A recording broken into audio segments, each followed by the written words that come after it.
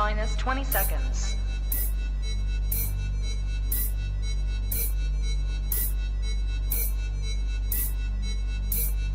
10, 9, 8, 7, 6, 5, 4, 3, 2, 1, 0.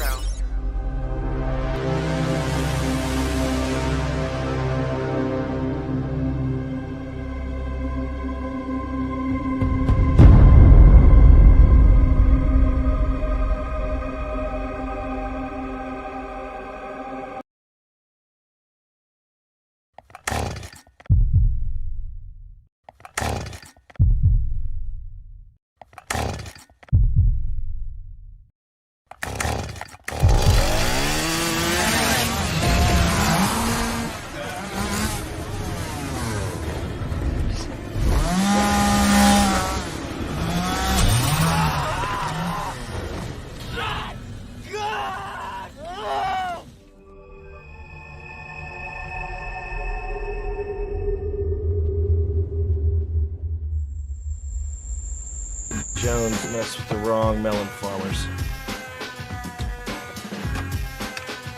Thug life. And here we go.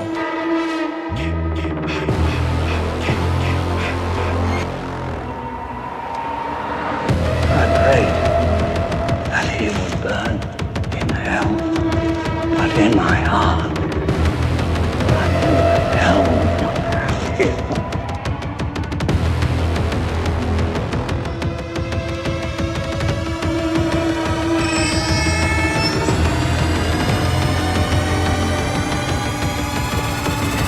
You are all my children now. This is as far as you go. No more. Hello, Sydney. Are you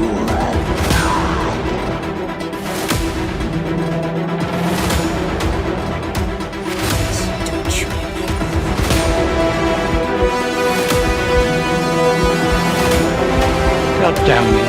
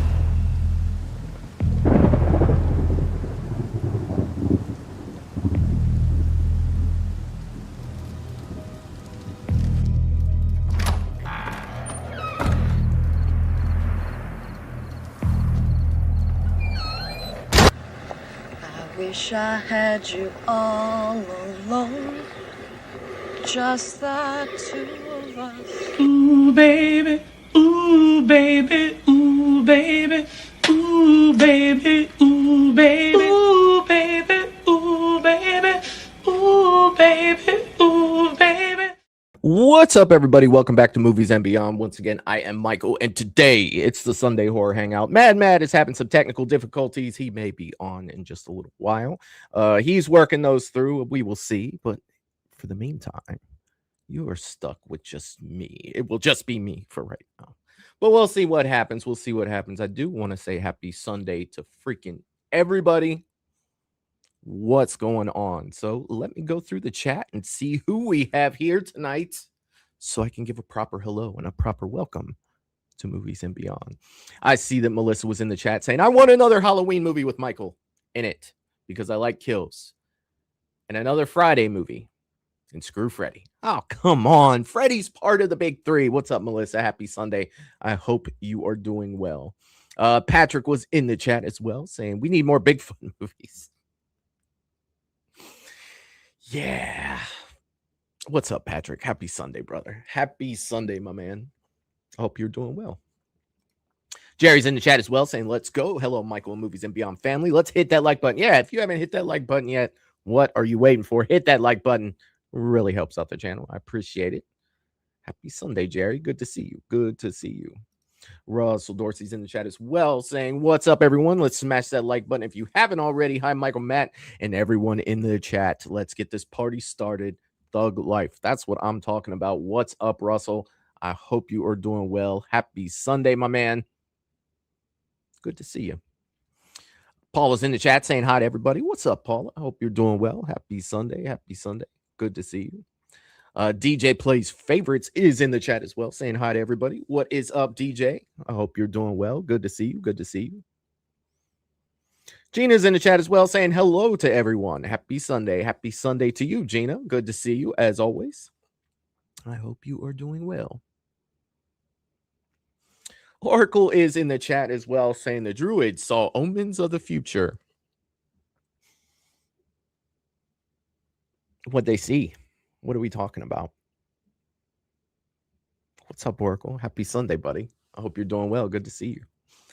Good to see you. Let's see.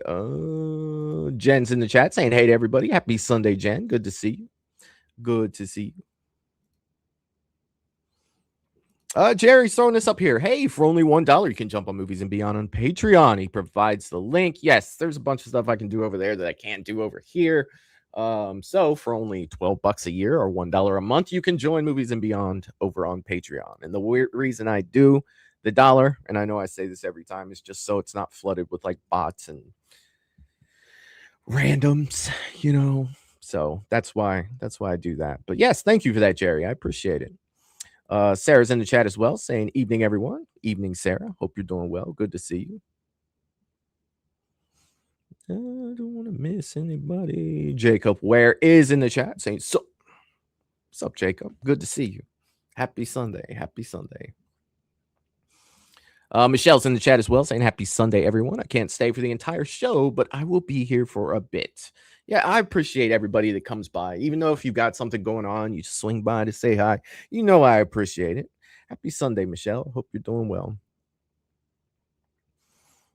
Kyle's in the chat saying, hey, everyone. What's up, Michael? What is up, Kyle? I hope you're doing well. Good to see you.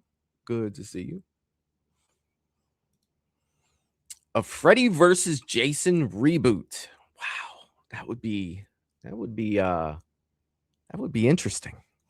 What would that look like now?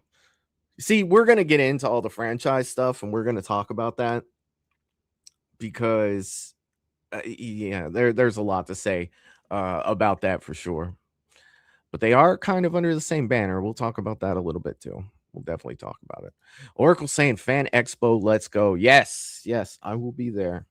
I will be getting there Thursday night, and I will be there until Sunday evening. So I will be there. Looking forward to it. Michelle has hit 29 months as a Movies and Beyond member. We're coming up on 3 years. We are coming up on 3 years. That is freaking crazy. Michelle, amazing. Thank you. You know, more than congratulations. Thank you for being a member for 29 months. That is freaking fantastic. Wow. We are almost to 3 months. That is freaking crazy. This person, God, I'm 5'2", maybe first time. Hello, welcome to Movies and Beyond. I hope that you are, you have a good time, and welcome. Good to see you. All right, Matt's getting his stuff together, so he should be coming soon. So he says, I almost choked. Coming soon, Mad Matt's Mask, the Movies and Beyond. I can't wait. But yes, first time. If it's your first time in here, yes, welcome to the Thunderdome. I haven't been able to say that in a long time. Welcome to the Thunderdome. I love it. Val from Val's Views is in the chat. The General is in the chat, and the General always gets a salute from Movies and Beyond. What's up, Val? Happy Sunday. I hope you're doing well. Val, football season is coming. We are a week away. This is the last Sunday without football. I can't wait. I know we're not here to talk about football. Had to throw that out there. Had to throw that out there.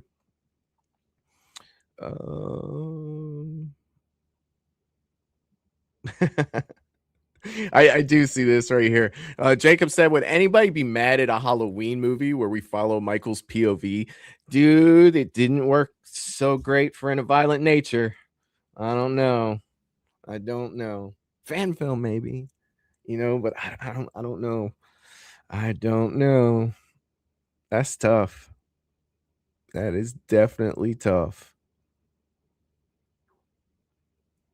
I see. I am getting some football love in the chat. You guys, look, I am getting some freaking football love. I've got 1 love, 2 love, 3 loves, and 1 hater. What's up, Melissa? What is going on? I see that the shape has entered the chat. James is in the chat saying hi, folks. What's up, James? I hope you're doing well, my man. Definitely good to see you, brother. Definitely good to see you.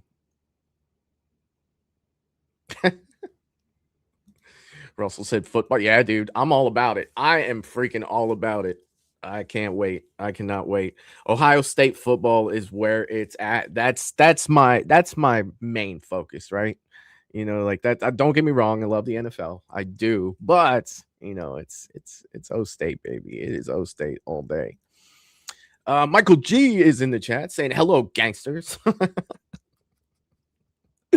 Oh, that's so good. Time to stir some shit up. Go Chiefs. Oh my god, dude. You could take that back. Yeah, no, we ain't doing that. We are not doing that. But okay, so the show tonight, right? It's been a minute. Oh, don't get me started, Pat. See, I'm not, you know what? I am not getting into it. I see this right here. I do, but you know what? We're gonna do this another day.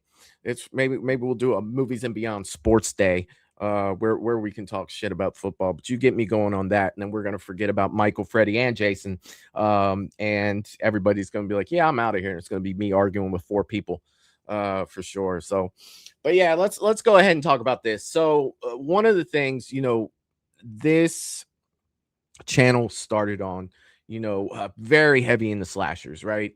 Very, very heavy in the slashers. And that's kind of where things started here. Like that's where a lot of the fan base came. I've got Scream fans, I've got, Jason fans, I've got Michael fans, I've got Freddie fans, all through the chat, right? Everybody has their favorite. But it always comes back to slashers. So I definitely have to give some slashers some love tonight. And what better time to do it than right now? Because each one of the freaking slashers have had news lately. They've all made news. Well, at least of the big 3. They've all made news lately, and I'm here to talk about all of it. The news that we know versus what we want to see. What do we want to see from the slashers that we love so much? What is it that we want to come out of that? And then 2, right? This is another thing to think of. And I'll get into this, but are they still able to be relevant today? All 3 of those slashers can they still hold that torch that they were holding 40 years ago in horror today? The way that horror is done today is so much different than it was when these were in their prime.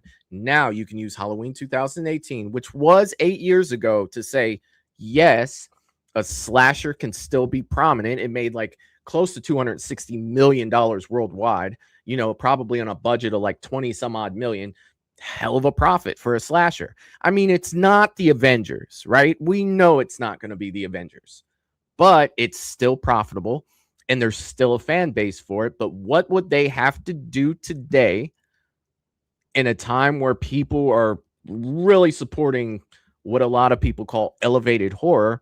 Would it still have a place today to be a dominant force in horror today? That's one of the things that I do want to talk about. Mad Matt is with us today. What's up, Matt? Happy Sunday, brother. How you doing? Doing okay. Can you hear me? I can hear you just fine. Awesome. First off, my apologies to you and everyone in the chat. Right, laptop was dead, and that's on me. I'm sorry, guys. I was able to get a new one. We're up and running. But I was listening to you, Michael, and I'm going to let you, have the floor. But I've got so much to say on this topic, my friend. Yeah. I'll just say, hey, what's up, guys? I'm back. Sorry I'm late. Great to be here. Great to see you all. Wonderful people in the chat. I think this is an excellent topic and that I'm very passionate about. So I'm ready to talk about it. Yeah, dude. Anytime you can throw the big three into anything, and it's not like I'm reaching for big three news. You know what I mean? It's like each one of these franchises right now has something prominent in the news. You have the Nightmare on Elm Street movies that are coming out. You have Crystal Lake in the Jason universe, no matter how you feel about it, that's coming out. You have Halloween, the new video games coming out. John Carpenter recently spoke about Halloween. Halloween 50th anniversary is coming soon. These three, the big three, now is the time for them to be, they're either going to make it or they're going to break it, right? And it's already, looking at some of the things that they're doing that it's just like, am I old and I don't get it? Or is this just not the right way to go? Like, seriously. And we're going to get into each one of those. Matt, but let me ask you this, dude. Please. I'm trying to turn you up. If you see me jiggling around, I'm hearing you very faint. Okay. Do you feel like, these slashers can thrive in horror today if done right? That answer is easy for me, and it's 110%, 1,000%. I actually feel like they could thrive, Michael, if they were done mediocre. Mm-hmm. I feel like they'd have to really flop because I love elevated horror too. And you know me, I probably don't like it as much as, their truest fans because I do love my slashers so much. Right. But they've been gone for so long, Michael. Yeah. I've had to either leave the genre or get accustomed to some of the elevated horror. And I've embraced it, man. You're talking things like Hereditary, things like that. And I've really gotten on board. It's got its place.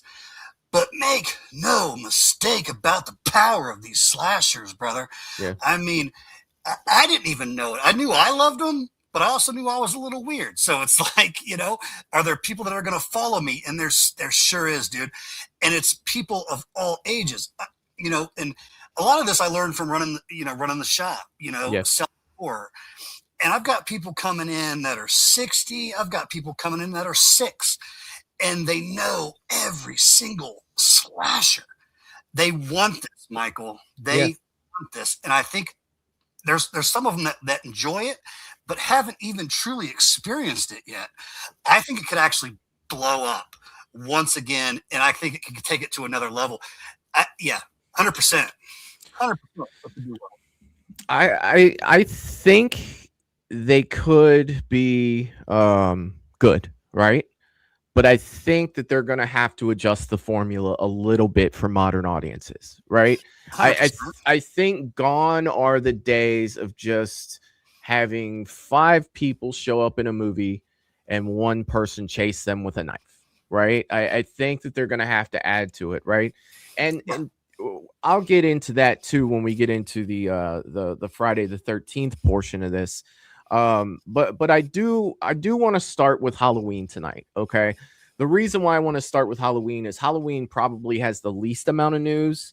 Friday's probably in the middle and more so on A Nightmare on Elm Street. And we'll hit that towards the end. We'll get to that. But, it's tough, man, because I think we're going to have to add some stuff to it. Not we in general, but I mean, as the people that make the slashers, I think they're going to have to make them a little deeper than what they do. Like Michael thrives on mystery, right? Like that was the big thing behind Michael. And I think that can stay, right? I think that they can do it, but they have to do it right.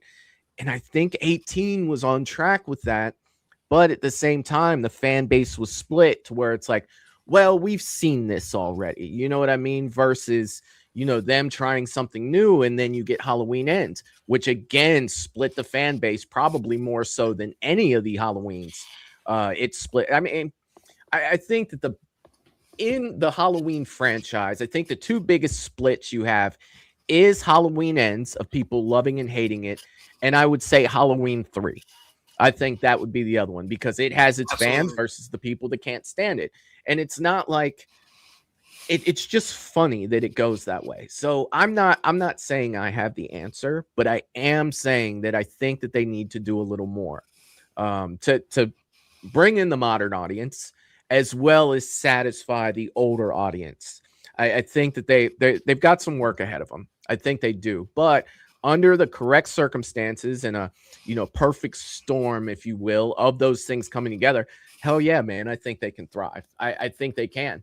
But I think it's a good question to ask as well. It's like, what we have so much of right now, can that make it? What they made 20 years ago, I don't think could thrive now. If you made another Friday the 13th movie that was scene for scene from part 4 along those lines, I don't think that it could make it today. And you know me, I love 4. That's probably one of my favorite slasher movies of all time.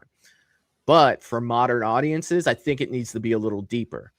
But when you get to Halloween, Matt, you have to be careful with the depth that you go into that. You don't want to give all the answers, but yet you do want to have more. So that's towing a line. That's definitely towing a line. And yeah, man, there's, like I said, dude, we could talk about this subject for hours today. We really could, because there's a lot to be said about it right now. Yeah, and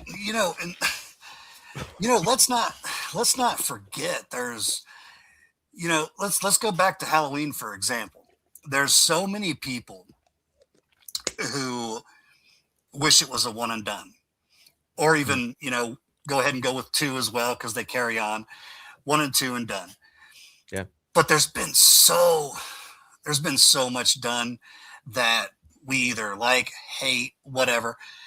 There's so much work cut out, Michael, to reboot these juggernauts, man. There's so much work. How do you get Michael's glory days back with leaving out Resurrection and, Rob Zombie's Part 2, and things like that. There's a lot of work to be done, but I think you hit the nail on the head, man. 4 people going to Crystal Lake getting slashed and 1 person surviving is not going to cut it. Was that amazing back in 1984? Absolutely. Yeah. But yeah, they like I said, when I was saying I 100% think it can thrive and boom today, I never said it would be easy. Yeah. I don't think it's going to be easy. And yeah, you nailed it, man. They've got to bring them back. They've got to add depth in the right way. Yeah, in the right way. That's big. Yeah, that's big. Yeah, man. I think you're spot on, brother. Without giving too much to alienate the people that love it for what it is. You know what I mean? So, like I said, dude, it is a very fine line. Jacob's asking this.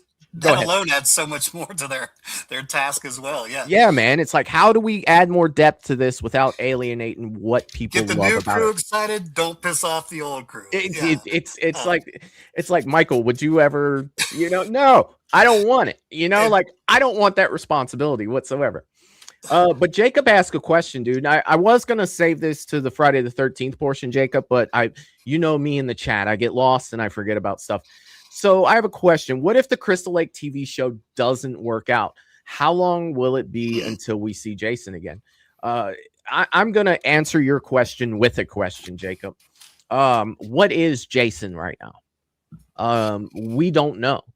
The only thing we're getting that is Jason right now is the Jason universe stuff. Is that the Jason that I even want?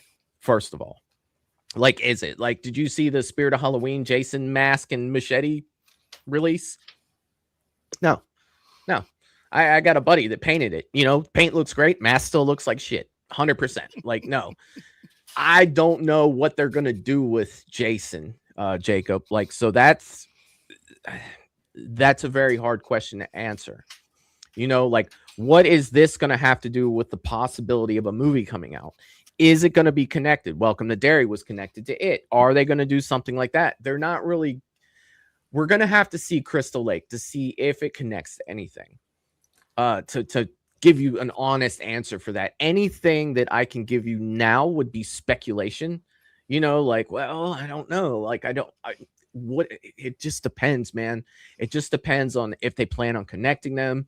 If they don't, is this just kind of like a backstory? Does it really even fit into the movie?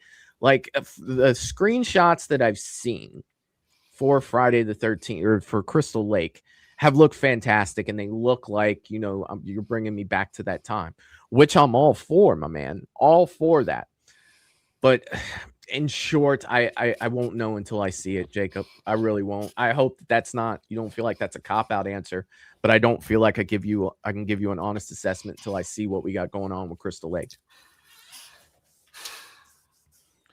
I do want to say real quick, Michael. Yeah, we got a new B on the channel, and it is my good buddy Charlie, who you guys will definitely see alongside us at Horror Hound. Oh, nice. He's been a huge help at these conventions, and dude, Charlie, you are on one of the, I think, the baddest ass channels in, you know, YouTube history, if you ask me, brother. But dude, welcome to Movies and Beyond, Charlie. You're gonna love it, dude. Michael does all kinds of cool things throughout the week. I mean, just so check it out. But I'm pretty much on here Sundays when we talk horror. But dude, welcome to Movies and Beyond, brother. We're so happy to have you, man. Oh yeah, my man. Welcome, Charlie. Welcome. Val is saying, I'm not sure the big three can give the horror fans what they want, but I think for us old ass OG fans, yeah, like, I get that. I do. It's Val, it's gonna be a fine line. You know, it's definitely gonna be a fine line. I want nothing more than the fucking Jason Voorhees I know to just come out of the fucking bushes with a machete and chase them. Like, that's good for me. It's fine. You know what I mean? Like, it's fine. Throw a little like Jarvis family shit in there. I'm good. But, you know, modern audiences. But if that's all you get, that'll be the last thing you get. And you can't, dude, where do you go? You write yourself into a corner right away. You know, like, where do you go from there? Now you have this, the next thing you know, in 5 years, you're going to space again, right? So it's really tough. It's definitely really tough. James is saying, I love to see little kids get excited about slasher characters. Hell yeah. Dude, Hell yeah. Same here, man. Same here. That's absolutely one of my favorite things, you know, working the booth that I do on the weekends, man. Yeah. You see, it's so surprising. Michael, dude, you would have loved this kid, man. Yeah. You would have loved this little dude. He was probably 8 or 9, right? Yeah. He is making a Jason costume. He pulls this thing up, right? This kid's literally 8 or 9. So I'm thinking I'm going to see some, you know, Spirit Halloween shit at best. No, Right. No, he had the shirt right. He had the pants right. He even said, he goes, but I got to change that mask. That's a part 7 mask, and I need a 6 mask to go with the 6 outfit. He had the gloves. He knew it all, dude. He would have made you so proud, Michael. Like, I so wish you were there. But my mom even, she turns around, she looks at me, she goes, Matt, I don't think you knew that kind of stuff at that age. I said, hell no, I didn't. I knew I liked seeing a guy in a hockey mask, but I couldn't have, you know, at 8 years old, I couldn't have said, well, that's a 6 or a 7, and those are the wrong gloves. Like, dude, it was awesome. Dude, it was awesome. It's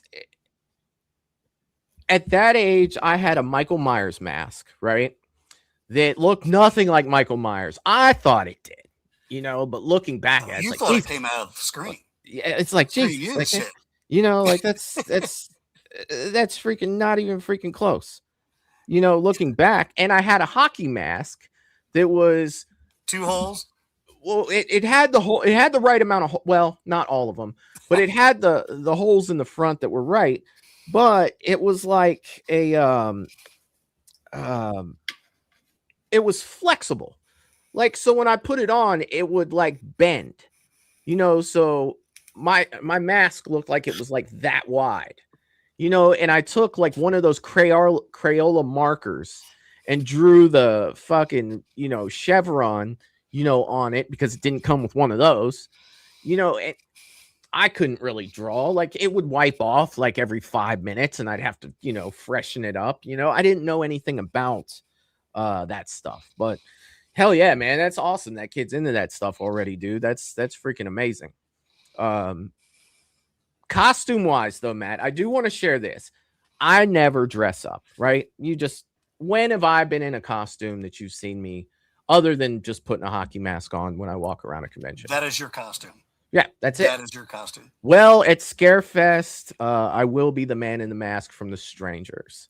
Shut up. Yeah. Shut up. So tie and all, like suit tying off, right? So I do want to give a big shout out to Jeremy from Horror Effects Designs, who took my I asked him for an axe from Stranger Pray at Night, right? The actual axe, because I wanted an axe, right? And he's doing a rush job for me. We worked out something on the side to where I'm going to get it faster and it was cheaper. And big shout out to Horror FX Designs. If you guys haven't seen their stuff, that's where I get a lot of my masks from. The cool ass part 7 that I have, I got that from him. That's where my part 3 costumes from. Their stuff is so spot on. Dude, it's second to none when it comes to that type of stuff. Like, there's two certainties when it comes to costumes that I know, and that's Creepy Customs and Horror FX Designs, dude. Between the both of them, you can get anything that you want, and it's gonna look absolutely freaking fantastic. All right, let me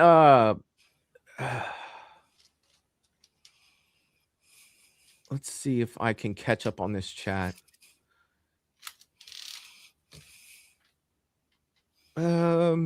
I don't think, dude, I'm so far behind at this point. But let's go into Halloween. There is definitely something that I want to share with you guys. So John Carpenter appeared on a podcast a few days ago. Over on YouTube, the show is called Tape Delay. That's the name of the channel. And he was asked about Halloween.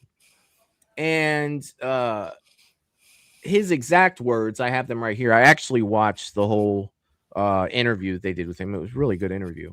And you know, for a podcast of that size to get John Carpenter, it's freaking fantastic. Congrats to them. And the interview was done really well. John Carpenter said he hasn't been contacted about being part of Halloween. He said, but quote unquote, however, that franchise remains important to him, and he would be happy to help devise the new direction. So he said his quote was, "They haven't asked me yet, but I sure would. And you know, I stuck with that franchise over the years. It's important to me. I would love to contribute." I mean, that kind of goes against what I thought from John Carpenter. You know, like I didn't really think that he cared that much about Halloween, you know, at this point. But he does, and he wants to be a part of it, dude. So if you're doing Halloween's 50th anniversary is coming up, right? 2028 will be the 50th anniversary of Halloween. That's a little over 2 years from now. Let me ask you this. Do you want Halloween to come out with a new movie for the 50th anniversary? And if so, what direction would you go with that movie? What would you want to see from a movie like that? That's a loaded question, Mike. It is, dude. And I'll answer it too. You know, it's coming off the top of my head. Like, you know me, I don't pre-write anything. But those are the questions that I would ask myself, hearing, hey, John Carpenter wants to be involved. We have the 50th anniversary. John Carpenter's, man, you know, that to me, I mean, I know that gets a lot of people excited, but he you know, he's been involved in so much of it that I almost, you know, I hate to say it, but I think it needs a fresh mind. If I'm being honest, you know, it's cool he wants to be part of it. Yeah. Something makes me think that I don't want to say, what's not the popular opinion here, but I feel like maybe he doesn't have a whole lot going on now. When he did, he could have cared less about Halloween. Now he's getting a little bit older, and he's still got Halloween, so now he wants to kind of cling on to it. I'm not sure, man. But if he wants to be part of it, that's cool. If he doesn't, that's cool with me too. I think it needs fresh eyes, man. And the new start for it, I thought they were on the perfect path with starting with a series. Give us a series that starts from the very beginning, man. We've got to get rid of all the, like I was talking about, the junk in between, the resurrections, the Cult of Thorn, the Rob Zombie 2s. We got to kind of forget about that, and we got to, especially for, just like we were talking about, for the new people watching this, they need a fresh start. They need to know the origins of this, and they could do it without giving away too much. Just like you said with Rob Zombies, there was just a little too much there. You can give some origins without going inside Michael having breakfast in the morning and things like that. You know what I mean? Yeah. You can do that much more subtle. But I thought it was a brilliant start, man. Give us a series that goes way back, cut it, once it's really heating up, and then bring out a film. That's what I thought was a really good approach. But with that being scratched, man, I don't think there's any other way to go, Michael, than to reboot it. Yeah, I mean, I agree with the reboot. I definitely do. I think at this point, with that, let me throw this up here real quick. Brother of a certain age, I haven't seen you in a minute, man. How you doing? I hope you're doing well. They would have to forget the last Halloween completely, that Michael Myers sidekick beating him up and all that. Yeah, Halloween ends. Yes, it would have to be fresh, right? And here's my question for you, Matt, and I'm going to give you my answer before you do. Do we revisit Laurie Strode? Like, not saying it has to be Jamie Lee Curtis, but if we do reboot it, is Laurie Strode in this story, or do we do something completely different? And how far back do you go? Do you start it from, the night he kills Judith, right? And then fast forward to Halloween night? Or, like, I don't want to see anything from Smith's Grove. I want that to be the mystery. It's like, I almost feel like we need to go another direction with this. I think we need another character, but at the same time, keeping Halloween what it is, because if you look at the original Halloween, 1978, right, there was no brother sister with that. It wasn't intended for them to be brother and sister until 2 came out. John Carpenter said, well, how am I going to make this work? Right? Well, I'll make them siblings. So, with the first one, you can forget, oh, well, you can forget, well, he's got to go back to where his sister is, because that's not even a thing.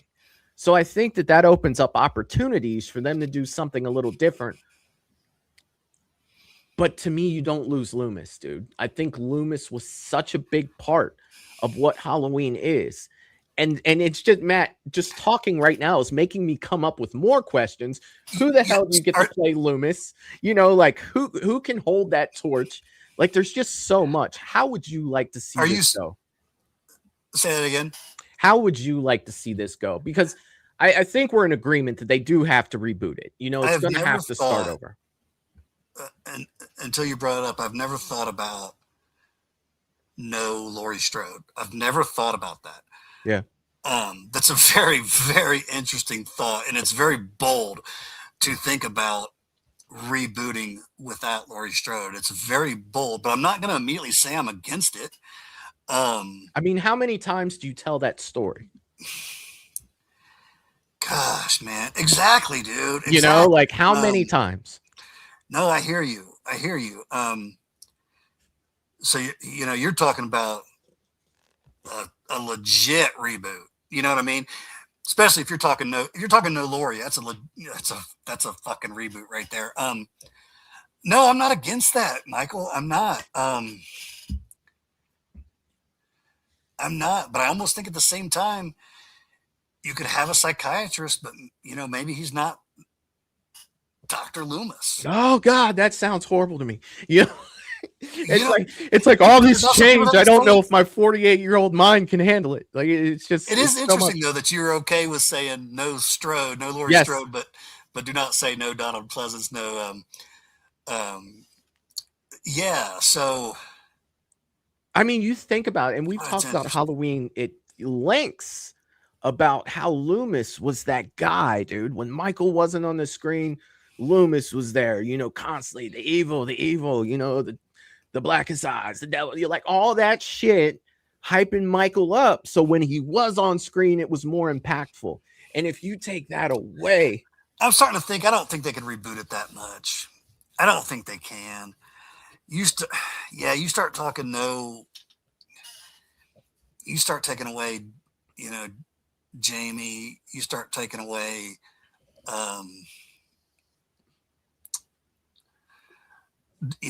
Donald Pleasance and God, dude, you're really almost talking about a whole new movie.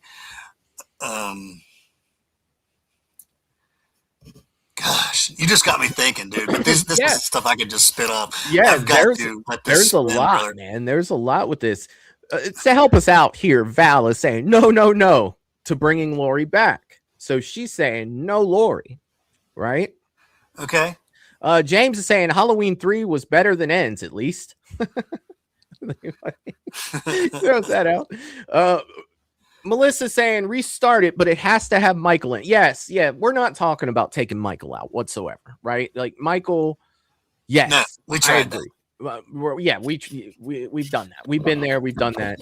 Friday did that. Been there, done that. Let's never do it again. Or we're freaking done with it. Brother of a certain age is saying Haddonfield is a population of 30,000. We can find other interesting characters. I agree. I do. I think that there's some, but when you start, and look, maybe I'm a homer when it comes to this. I'm good with no Lori and finding a new group. But man, if we're not gonna have a Loomis, I think I can't see it, but that doesn't mean it's not possible, right? I'm always open to judging something after I see it, not before. I learned that with Batman. Every Batman actor that they've casted, I've been like, oh, that's terrible, and then he ends up doing good. So, yeah. And see, I'm against you on No Smith Grove. I like seeing stuff from Smith Grove. I don't want to on my side, right? I don't want to give answers to any of the mystery, right? Like what Loomis gave us was enough to give me chills, because that imagination that you have is always way better than what you actually get. I'm starting to be on board. I've let it kind of sink in. I'm good with let's get rid of Laurie Strode. Let's give him a whole different group of teenagers, different type of teenagers. The ones, it could even be, you could throw some guys in there, like a group setting, almost like a Scream group, couple guys, couple girls. That would be fresh. That would be very fresh. I still think it's better. The ones he goes after are more like the babysitting type. Keep it that way. But I think you keep Loomis. I think you keep Loomis. And I mean, that's a tough bill too. Like, how do you fill those shoes? That goes into like, can you capture, you can't emulate Donald Pleasance. Can you make it your own and still have it be impactful? Yeah. In my opinion, those are unfillable shoes, but you got to make it doable. Yeah. Because especially to us and what this means to us, man, like, but think of a new generation. They could, this guy's amazing. He could be their new Loomis, Yeah. But he'll never fill the shoes for us. Let's just the older fans. Yes. Yeah. Yes. So make it, doable, do your job. Don't try to be Loomis. Cause that could be cringy, make it your own 100%. But You threw me off with the no Laurie Strode, but I think I'm on board with that. We've done enough of that. Yeah, it's like, how many times do we tell that story? You have to Yeah, think about it, Matt. yeah. We've told it a bunch of different ways. Like, we had 2 versions between the original and Rob Zombie's Halloween, right? And then we had the Halloween 2 through H2O version of Laurie's story. You know, she ends up dying in Resurrection. Then we go back to the 2018, the original 2018 Kills and Ends Laurie story. You know, we've revisited Laurie Strode multiple times. Not to say that she's not a horror icon, right? Laurie Strode is up there with the top of the top for, you know, the Final Girls, and, you know, being one of, not the, but one of the first Final Girls. You know, I get it, but how many times do we tell that story? Like, it's a lot. Jeff D'Angelo is in the chat saying, hello, everybody. Happy Horror Sunday, all. What's up, Jeff? Hope you're doing well, my man. What's up, Jeff?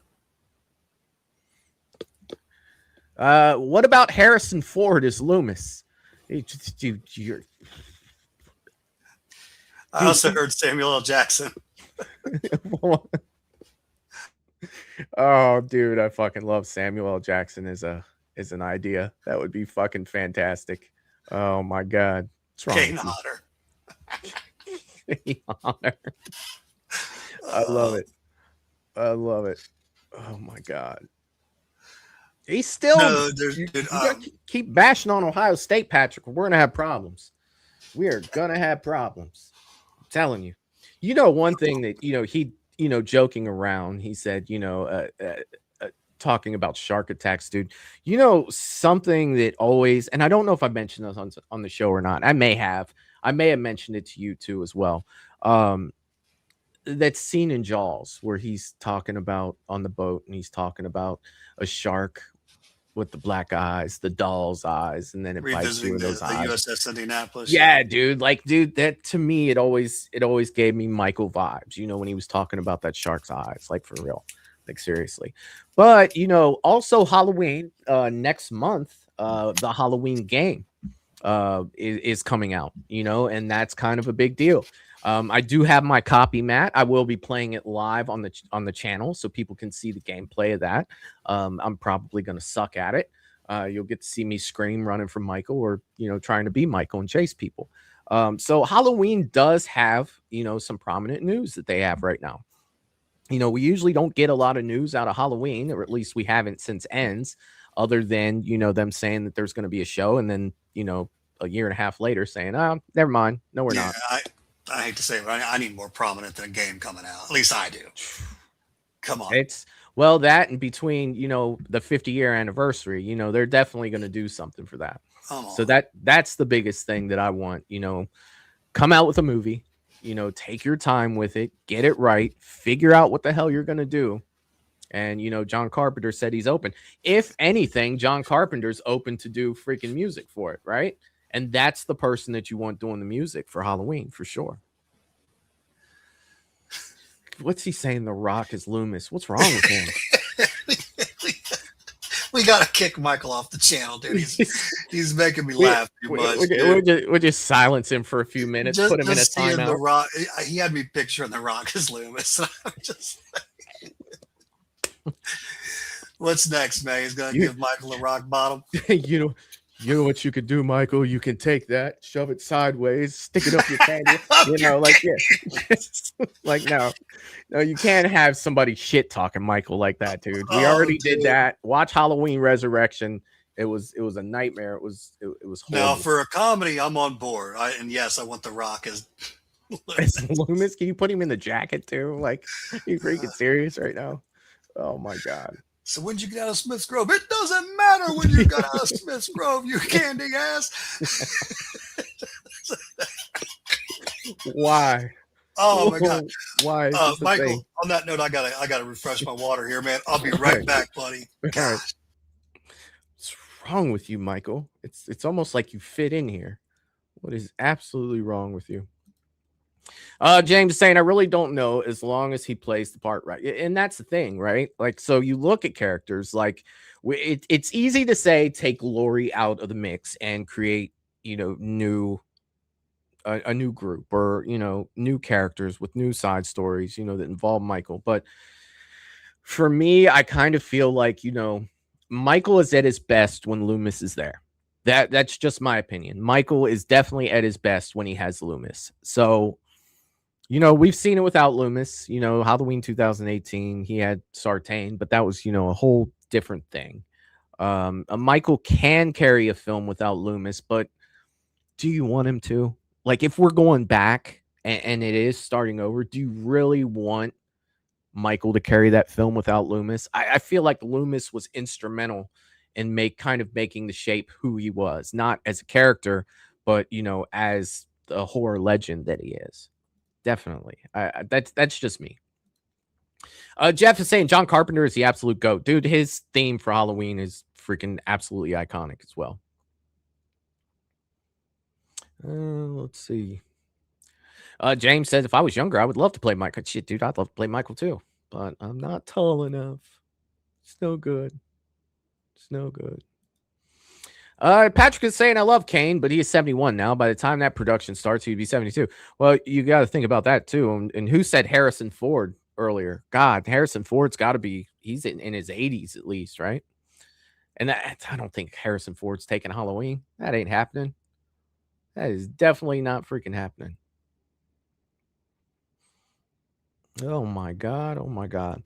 All right. So when Matt gets back, we are going to jump into Friday the 13th. And this goes back to, definitely what Jacob was saying earlier. Like that's tough. We, as of right now, the Friday the 13th Crystal Lake series is premiering on October 15th, right? And one thing that they are doing with that is they're dropping all the episodes at once.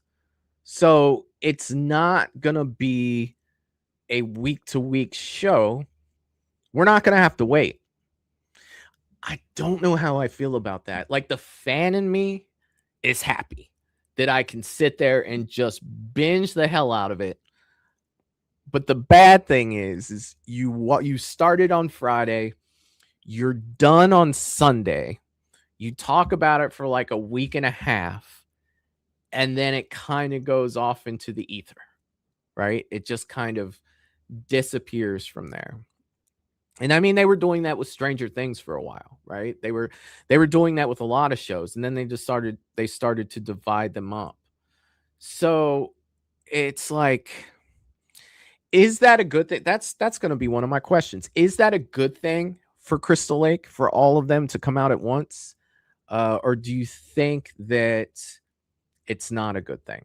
I mean, for the viewer like us, it's fantastic. We don't have to wait week to week. We can sit there and binge it and decide whether we like it or not in one weekend. But I feel like you're kind of taking away a little bit. I feel like you're taking away conversation. You're taking away that week to week conversation between all the people with this. And I mean, I'm wondering why they're doing it that way. How many episodes? There's going to be 8, from what I understand. There are going to be 8 episodes, and they're all going to drop on October 15th. That's what I'm hearing. So it's I don't know. So Matt, while you were gone, here's the back and forth I'm having, right? So we have jumped into Crystal Lake.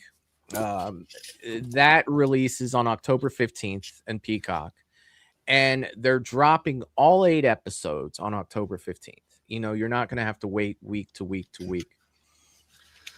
Okay.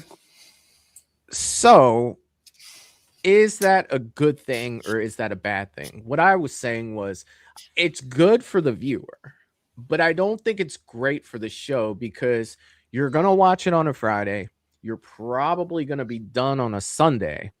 And then how long do you talk about it afterwards? When you had things like Welcome to Derry, where it came out week to week, you had that whole week to talk about the episode that you watched before you got the new one. So for the show, to me, I don't think it's a great idea. Tell me what that does. I just want to hear it from you. Yeah. Tell me what that does, having a much longer period of time to talk about the show? What does that do? Well, what it does is, more people are talking about your show. More people are watching videos about the show. More people are having discussions on what's going to happen next. So that show that you are putting out, it's going to be trending higher for those weeks, on social media. You're going to get like podcasts for like each episode. A lot of these shows have podcasts now to where it's like, watch the official podcast after the episode is over. The first thing I remember seeing with that was Walking Dead did that, like watch the Walking Dead podcast afterwards, and they would talk about the episode they saw. So it's like there's nothing to keep people, talking about it or watching it other than the fact that whether they liked it or not. But that's like a 2 to 3 day period for most of us. Because let's be honest, Matt, when it comes out, I'm going to binge the shit out of it. You know what I mean? Like, well, and I even seen there in the chat, like I love binge watching, and most people do. Mm-hmm. Let me ask you this, Michael. What do you think is their reason for doing that? That I couldn't tell you. Like I don't, other than making fans happy. You know what I mean? Like, hey, we're going to put it all out at once. To where, fans are like, yay, Because I 100% see what you're saying. Yeah. Having the time gets more people involved, more eyes on it. Yeah. More views down the road. Everything. So that's odd. Yeah. Michelle is she's made a few good points here. It keeps people coming back, right? You're going to get people coming back each week to watch that. And you can't truly measure the success if everyone's just got it, all right there. I agree why they're doing it that way. Yeah, like to me, like as much as I would love, to sit there and watch, like I'm going to sit there and binge the hell out of it and be happy that I saw it. But how long am I going to want to talk about it afterwards? To where if there's 8 episodes and there's 8 weeks and I can spread that out, not from a content creator standpoint, but from a fan standpoint, talking to other fans like, hey, did you see that last week? What the fuck do you think's going to happen next week? And then you have that whole week of that speculation of what you think's coming versus, the actual for it. Yeah. Even Mad Mom here is saying I vote week to week. It gives you something to look forward to. 100%. Yeah. 100%. Yeah. I'd love to know their reasoning behind doing it that way. I would. We may never know. But yeah, I can't wait for it. I can't wait. I know, dude. And here's the thing, too. Let me check. You gotta be just like, dude. I do, but here's the issue with it for me. And yes, there's got to be an issue.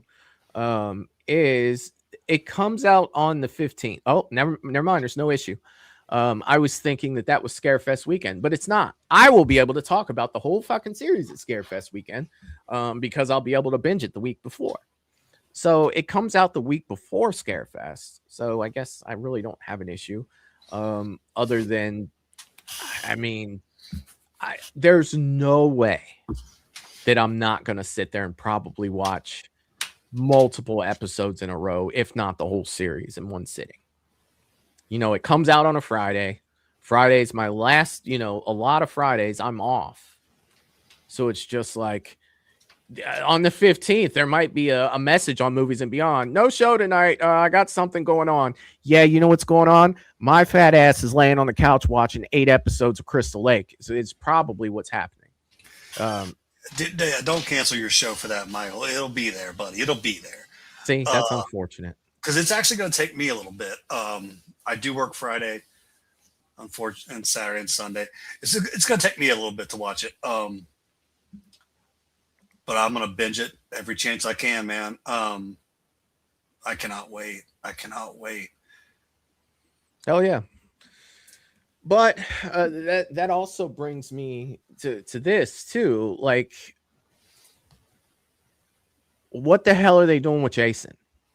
You know what I mean? Like that's the biggest thing, because I was under the assumption, that the masses were not, feeling the new Jason look, and that they were going to go back and look at that. But now Spirit of Halloween is releasing the mask, and that's the Jason universe mask. And I don't really, and I know this is kind of throwing salt on old wounds like you do. Oh God, it's absolutely dreadful. Really? Oh, it's just terrible. It's just terrible. It's a hockey mask to me. Dude, like it's so bad.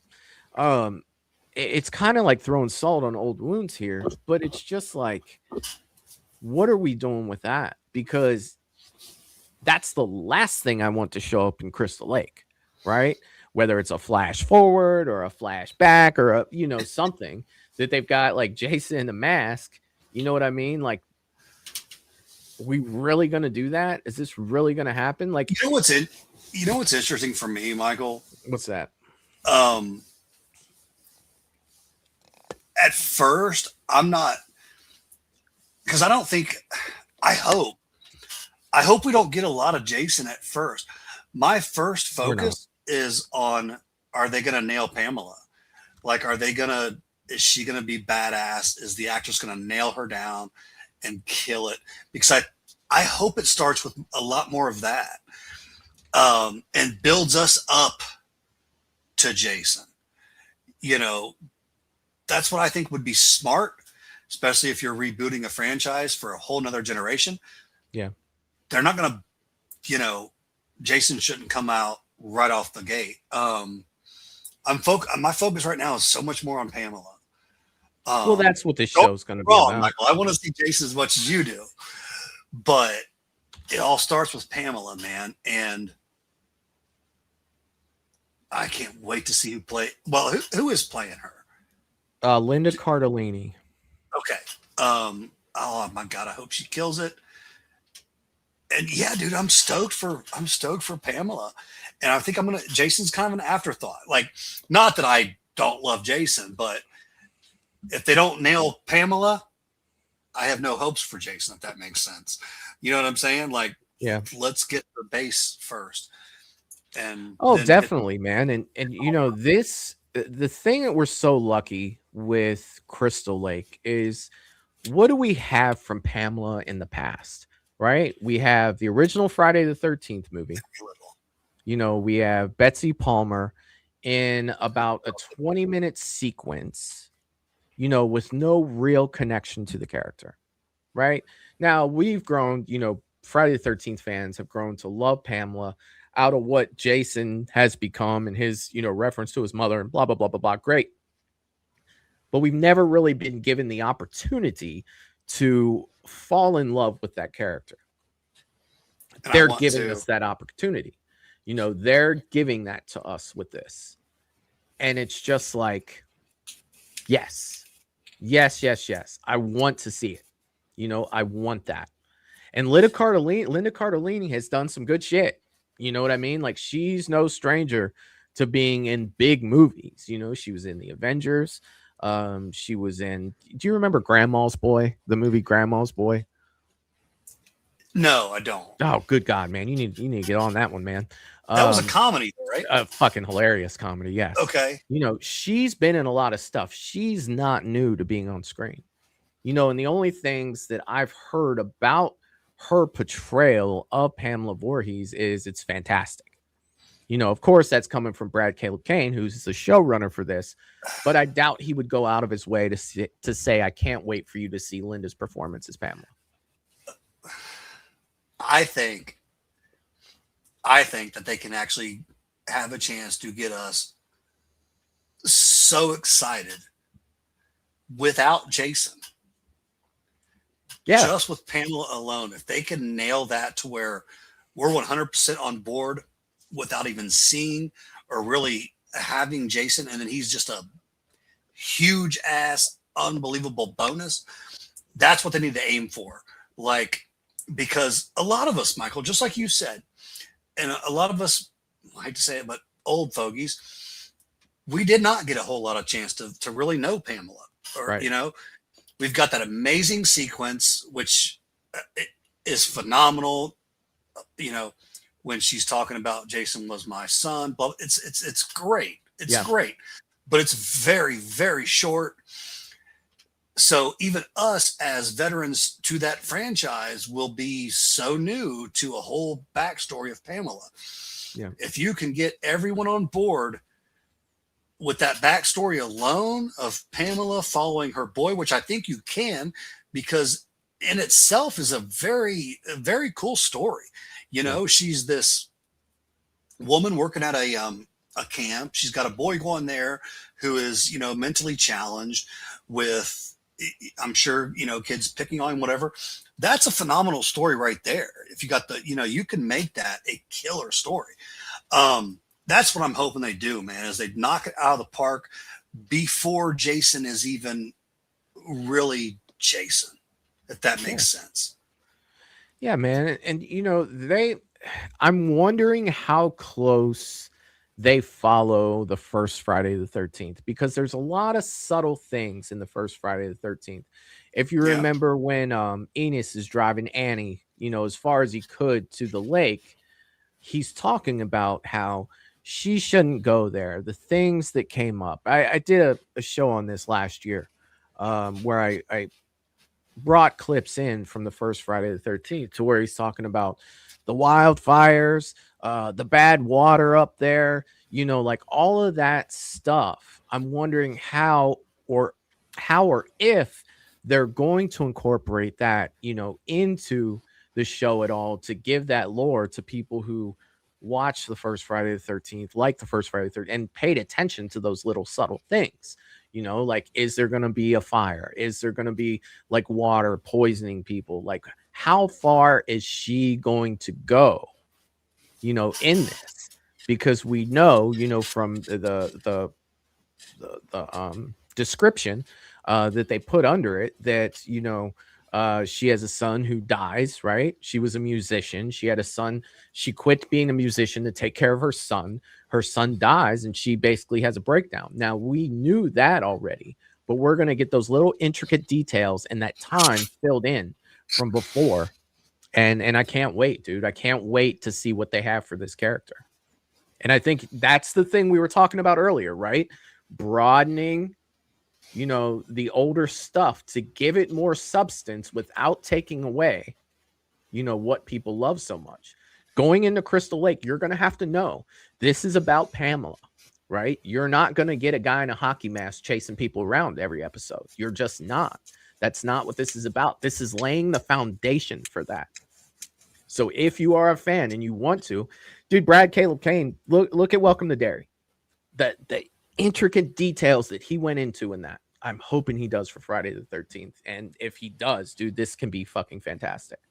I think it can be. But at the same time, I'm a little nervous, Matt. I'm a little fucking nervous. It can be killer, man. I'm just as excited to see, like I was saying, I want to know about Pamela. I do. The woman intrigues me. And I love the whole, dude, what a mom will do. And it's just a true statement in general. What a mom will do to protect her boy, dude, there's no lengths that they'll go to. And exploring that with Pamela and Jason, I'm 100% on board all day long. Where I can, you know me, Michael, I like the shit to hit the fan right away. I'm not a big slow burn guy. On this one, slow burn me out, brother. Yeah. Slow burn me out. I want to know about Pamela. I want to know how her and Jason, I want to know their chemistry. I want to know, you know, all of that. So now Jason is so much different from Michael on this level that I'm about to talk about, because it's almost like, you know, Michael kills because he's evil, right? He is, you know, I always picture Michael as nothing being under the mask, you know, him just being the shape and not understanding why he does what he does. He's just evil. To whereas Jason, it's more of like, he's like the bullied people's champion. Almost like a revenge killer. Right. He definitely a revenge killer. He's like, if you were ever someone that was bullied, picked on, he is in a really fucking twisted way.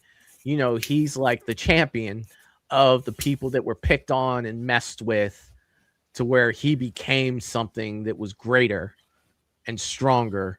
And he was just like, fuck He's it, like I'm killing everybody. He's like the Mel Carey.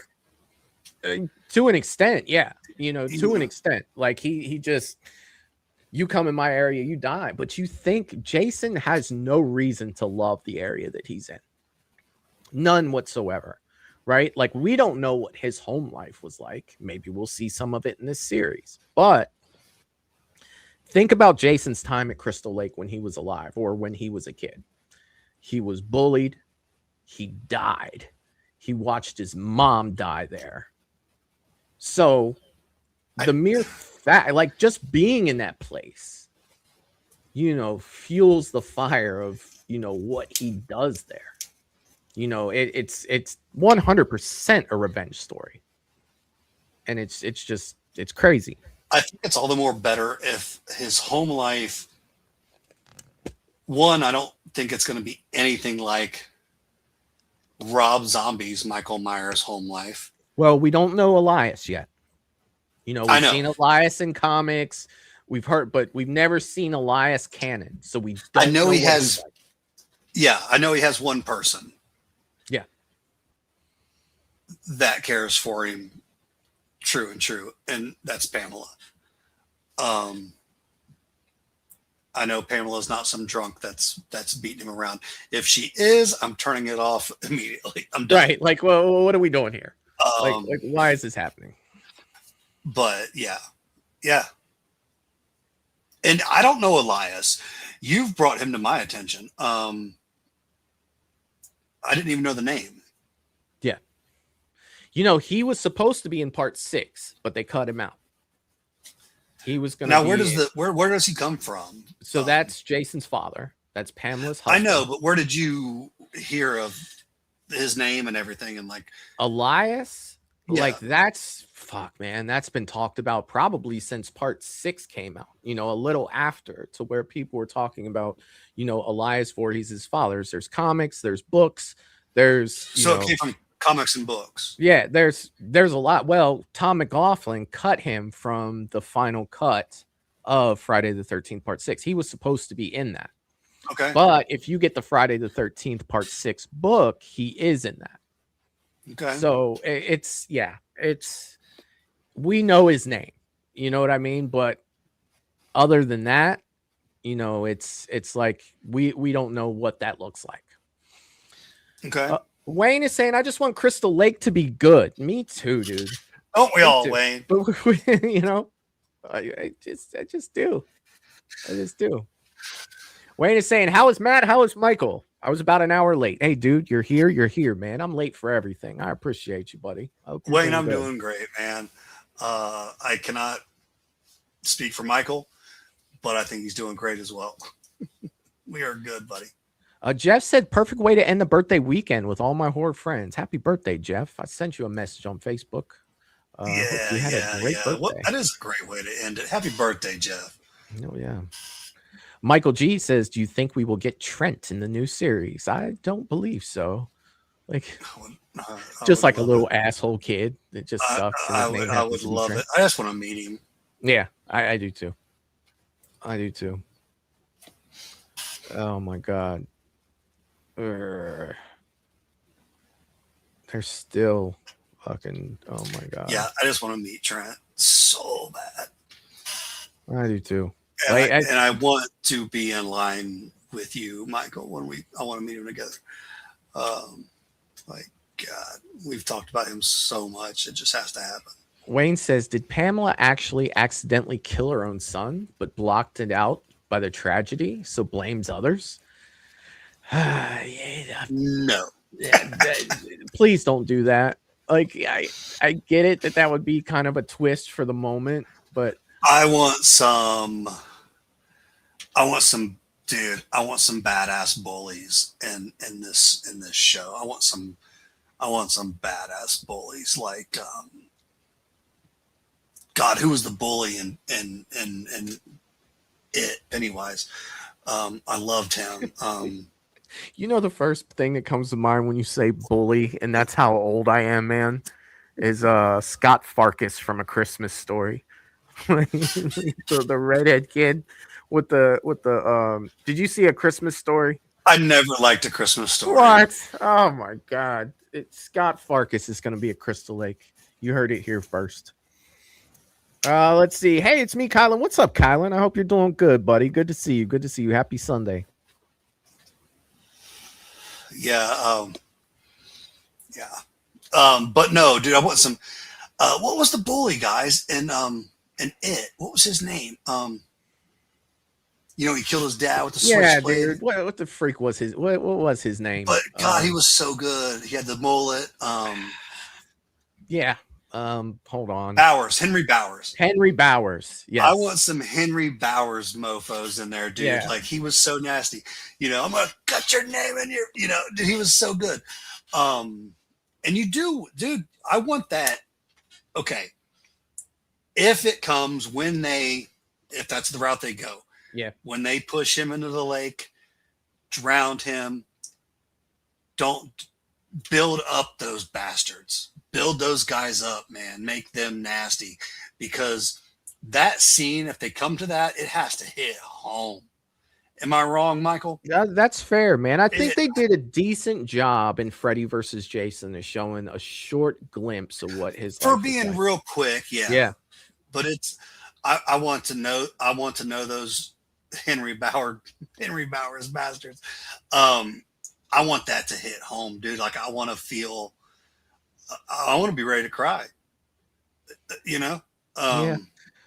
I'm just hoping they don't spend that much time on Jason, though. You know, like, I don't want at the beginning. I don't want, you know, for Jason to be in like 6 episodes and then die. You know what I mean? Like, I don't, dude. I want maybe half of the first episode, and then, you know, maybe the first episode, and then, you know, she gets that. And the rest but of are it you is her saying doing because shit. All right, so but if he does die, that means the faster we get to Jason being the killer Jason we know. You're saying, as far as him being, you want it to stretch out as far as him being young for a little while? Well, you got to think, in the movies, Jason died in 1957, right? And the first Friday the 13th took place in 1980. So Jason had been gone for like 23 years when Pamela went on her spree in the first Friday the 13th. Right. So there were a lot of things that. What was she doing in between those years? Well, they're fucking poison water, the wildfire. I think she was just keeping people away from Crystal Lake, to be honest. Until she couldn't. Well, yeah. And she pulled up in that Jeep and was like, nope, you ain't going to Crystal Lake. Like, dude, Annie was such a great character in the first Friday the 13th, you know, but she just didn't make it long. You know what I mean? Like, she was a really good character. I liked her. But yeah, let's see. Oh, nice. Michelle said, well, episode 1 takes place 9 months after his death. Fantastic. That's great. Yeah, that's probably backed up on that chat. Yeah. We will only see Flash. See, that's along the lines of what I want. Like, I don't want let's see. Wayne is saying Trent does not want to meet you because he's a jerk. Well, that's what I want. Yeah, that's what I want. All right, I just gotta ask this, Matt. If you get an audit, let's say you get Trent to sign your Friday the 13th poster, what do you have him write? Fuck you, Trent. Something total dickhead. I mean, I would probably have him write stupendous. You know, like that would probably. I thought about that too, but no, I love this quote. Like, he doesn't want to meet you. And that's what I want. Like, I do not, but I guarantee you, he's going to be probably one of the nicest guys you'll ever meet. That's just how it's going to probably go down. Yeah. But if Trent was just there, like, yeah, what do you want? I would love it. Wait, I mean, I picture him like in that character, Trent. You go, hey, it's so nice to meet you. And he'd be like, I'd imagine so. You know what I mean? You just be like, I fucking hate you already. Just fucking sign stupendous in your name and let me get the fuck out of here. Dude, the guy was brilliant in his role. Brilliant. Yeah. He was brilliant. My parents even say that. Like, they were like, not too long ago, my mom was like, who was the asshole in that movie? I was like, that was fucking Trent. Like, yeah, dude, he was brilliant. Brilliant. Like, yeah, I want him to tell me to fuck off. He's trying to get to break. You know me. Like, I'm trying to take a break, but you just hurry the fuck up. Give me your money. I'll sign the picture and get the fuck out of here. With me, sign dude, a big wiener on it, draw a big wiener, like my name. Like, yeah, just something total dickhead. I don't ever do interviews on this show, like hardly ever, right? Like, I'll have fan film people on, but like as far as like celebrities, I don't. He would be one that I would be like, hey man, you want to come on my show and talk about fucking Trent? You know what I mean? Like, that would be one person that I would fucking love to have on here. And I bet you and that dude could laugh for fucking 45 minutes, you know, on this show about that character. I mean, seriously. Well, what's cool is that we would embrace him being an ass. Yeah. Like, where he'd say something that most people get mad at, we'd be probably rolling. Yeah. You know? Like, he is so good, man. And from the get-go, you know, when Padalecki's trying to like look for his sister, he's like, come on, dude, you've been up here yakking for like, like, let's go. Like, are you going to buy something? Oh my God. Good. He's so good. I hope so, Michelle. I really do. I want that more than anything. And Patrick, you look, we don't talk about that team up north on this channel.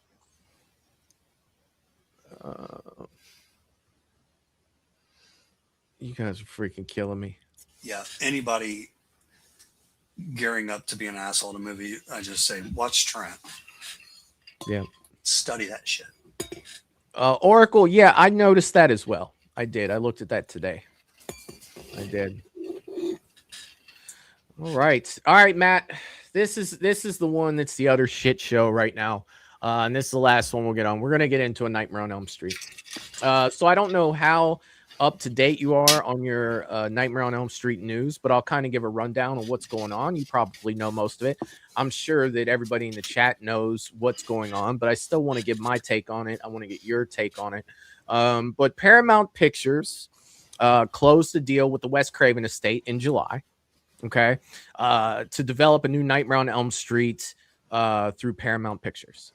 Okay, so they get to make a new Nightmare on Elm Street movie. Okay, only utilizing the 1984 screenplay. All right, so 2 through everything else, they don't have the rights for. They have the domestic rights for the original 1984 screenplay. Now, Paramount is supposed to be merging with Warner Brothers. Okay? That is not going to happen until the end of next year. That merger is supposed to go through. Okay. So Warner Brothers' New Line, they have the international rights. So they said, we're going to make our own Nightmare on Elm Street movie. So you have Paramount making a Nightmare on Elm Street movie, Warner Brothers' New Line making a Nightmare on Elm Street movie, and Warner Brothers has said that they're trying to get Lee Cronin to direct Evil Dead. He did Rise. I think he did Rise, and then he did the new Mummy movie, right? What the like, dude? 2 Nightmare on Elm Street movies, like competing against each other to come out. One here and then one international. Like, what the? okay, we haven't seen Freddy since the 2009 remake. In my opinion, we really haven't seen Freddy since freaking Wes Craven's New Nightmare, in my mind. What are we doing? Friday the 13th is supposed to be the shit show, right? It's been the shit show forever. We hear nothing from A Nightmare on Elm Street. And now we have two different places. It's like, well, you got the domestic right, but we have international rights, so we're going to make a movie before you and before we merge. You rush anything. Something that's as precious as A Nightmare on Elm Street. You rush anything, we've got Halloween 5 all over again. But we don't have Halloween 5 continuing off a good movie a year ago. We've got Halloween 5 if Halloween 4 happened 16 years beforehand. Like, you're going to tell me you had 16 years to get this together, and you're going to give a freaking shit show. Like, dude, what is this right now? If they were smart, Matt, they'd wait till the merger and they'd work together and create one movie that they could release both domestically and internationally. But as of right now, that's where they're at. What are we doing? I mean, I got nothing, man. I got nothing. James, it was horrible. It was an absolute. It was horrible. James and I both. Dude, I don't love it. I don't love it. But I don't hate 5 as much as you do. But no, it was not great. But dude, I don't know. But I don't have a lot of. I guess I gave up on. I hate to say that, but I feel like I gave up on Nightmare quite some time ago. I'm always the guy who, and this is the one where I say, you know, I can't say this completely because it's just like I've told you guys on the chat 100 times. I'll take a movie because if it sucks, I still got, the other one. But this is one where I almost like, I really can kind of get on board with like the whole, I love the original Nightmare on Elm Street, guys. I do. Yeah. But it's not a franchise I enjoy that much. That's just me.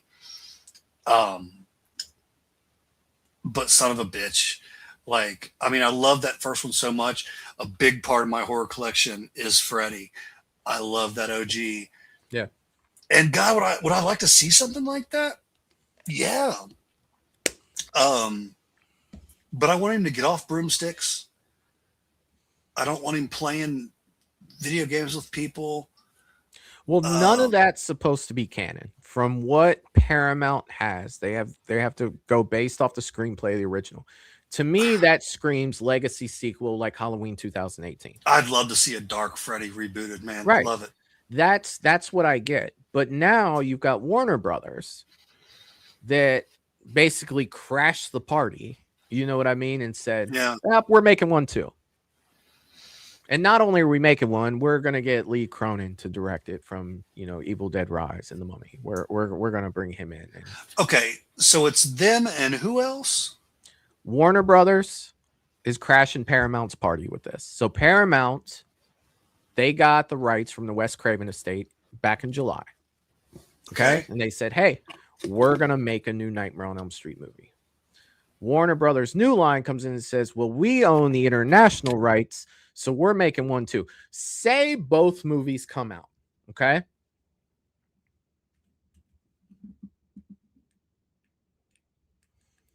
Hey, Matt, you muted. I think you hit your mute button, unless I just can't hear for some reason. Let me check. No, my audio's good. Lost your audio there. Did you hit a mute button somewhere, like on your microphone? There it is. Now. There it is. You can hear me? Yep. Okay. Yeah. So what I was saying was I just now figured out how to raise your volume. Okay. Okay, go on. Yeah. So I mean, if both movies come out, right? Both movies come out. the way I understand it, the Paramount movie can come out in theaters here, but it can't come out in theaters internationally.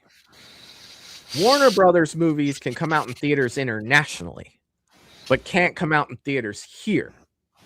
So we would have to wait until it comes to video or streaming to watch it. And internationally, people would have to wait for video or streaming for them to watch that one. This is the dumbest shit that I think could have possibly happened, like with this.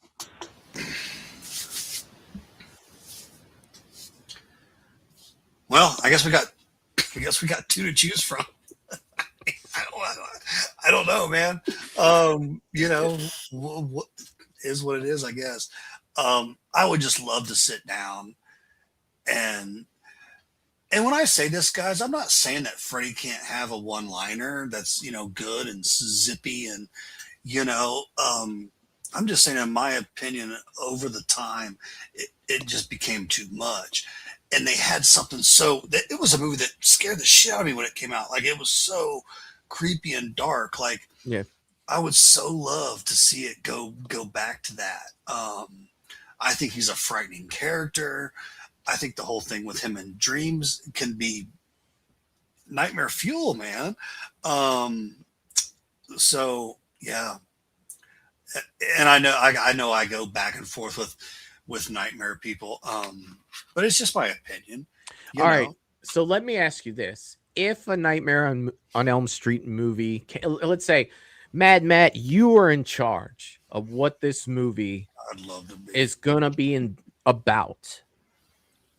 Do you try to, three options. Do you try to continue the franchise the way it is, right? Say you have all the rights, right? This is pretend land, everyone. Say you have all the rights. Do you continue the series as it is?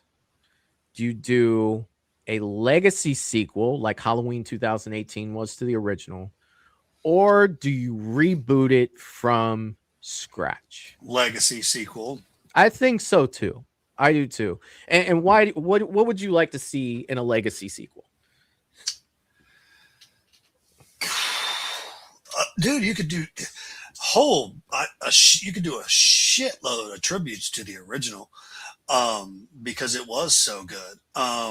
So we have to think, how did the original end, right? Yeah. She basically turned her back on him. He disappeared, right? So we would say, and that came out, was it 84, 85? Okay, so 84, that came out. And let's see, so it's been about 42 years. So we'll say 45 years after the original. I mean, I would think you would have to have Heather Langenkamp in it, maybe it's to some extent, to build that connection. She may not have to be the main character, right? Because I love her to death, but you know, she's probably not doing a 4.5/40 down a hallway running from it, right? I wish you could give me like a week to think on this and come back with the answer, because this is just spur of the moment. Dude, I mean, when we do our cool next shit. show, you can be like, you hey, have her as the grandma, the great grandma.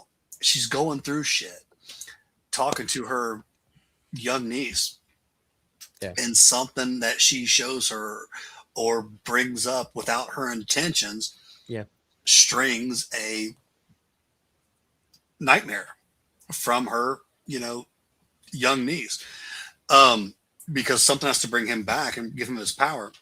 So somebody's got to start having nightmares.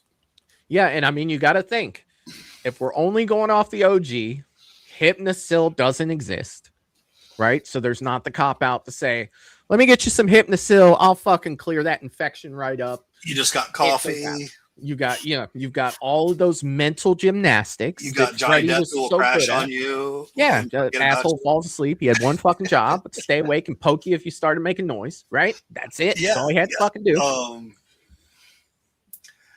Dude, but yeah, man. I think you could easily bring that back. I think that would be their best bet, you know, and you know, Robert's probably not playing Freddy, but I would bring Robert in And I'm sorry, but everybody's got to realize that that is okay. Yeah, The guy 100%. is not playing Freddy, guys. I thought he was a great Freddy too. Yeah. But you got to let that go, man. I bring Robert Englund in to help, whomever the next Freddy is, not to make him Robert Englund, but to understand exactly what Freddy's about, right? It's up to the new actor to have their own swag, their own but Freddy has to have the Freddy swag, and if you bring someone like Robert in, they're going to be able to help that next person. Again, not to make that person Robert Englund, but to help them understand, what this character is. So you make it believable that that's the same Dream Demon. You know what I mean? Like, that's the same guy. And we got to remember, Matt, this was before MTV Freddy. This is before It's Primetime Bitch. This is before Riding the Broom. Yeah, in my opinion, have him watch 1 and 2, and that's it. Yeah. That's it. I mean, I'm bringing Robert Englund in for one, a cameo, and I'm making him a producer. I just am. Or, something behind the scenes. And I do understand this is me wanting to keep him dark. There could be a lot of people who loved him on the broomstick and playing video games, but my opinion, have him watch 1 and 2. Yeah. And go from there. But yeah, I love what you're saying, Michael. I would die for a well-written, dark, terrifying nightmare. I would love it. Yeah, 100%. Crow Juice is saying, hey guys, sorry, just joined the stream. I'm curious, what do you guys think about 2 Nightmare on Elm Street movies being made at the same time? And who do you think will be the actors as Freddy? Well, about 10 minutes ago, we were talking about that. So if you just skip it back just about 10 minutes, man, we weren't happy. I will give the cliff notes of that. We were definitely not happy and probably more frustrated, at least on my end, more frustrated than anything else. You wait 16 years for a Freddy movie and now you throw some bullshit on top of it. And as for actors, we really haven't, talked about that too much for sure. Wayne says Peter Jackson wrote a script for a Nightmare on Elm Street sequel in the 90s, but it never got made. It was called Dream Lovers. When people stopped being scared of Freddy and started taking sleeping pills to taunt him until Yeah,